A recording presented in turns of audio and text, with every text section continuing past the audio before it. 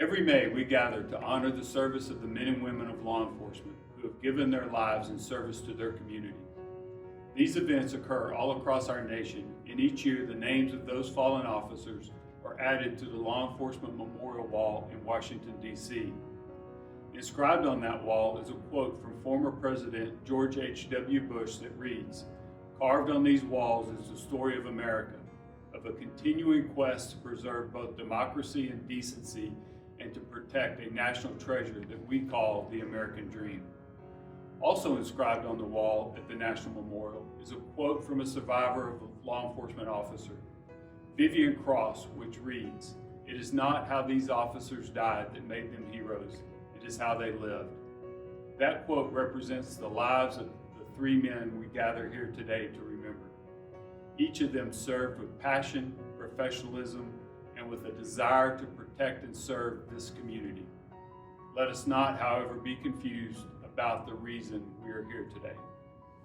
Our profession is often referred to as the thin blue line, a reference to the barrier we represent between good and evil, and a symbol to honor the men and women who have given their lives in the line of duty protecting their communities.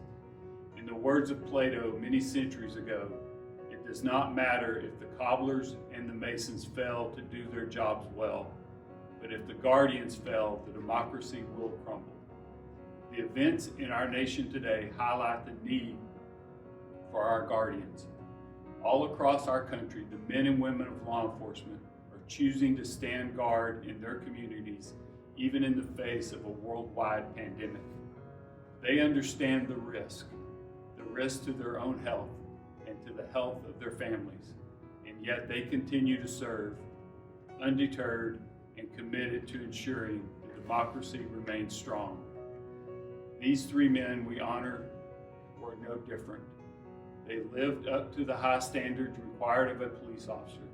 They served their communities with dignity, honor, and professionalism.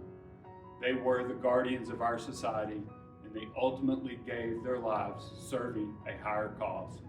Join us tomorrow as we honor Glenn Holmes, badge number 518, end of watch, July 3rd, 1993. Aubrey Hawkins, badge number 830, end of watch, December 24th, 2000.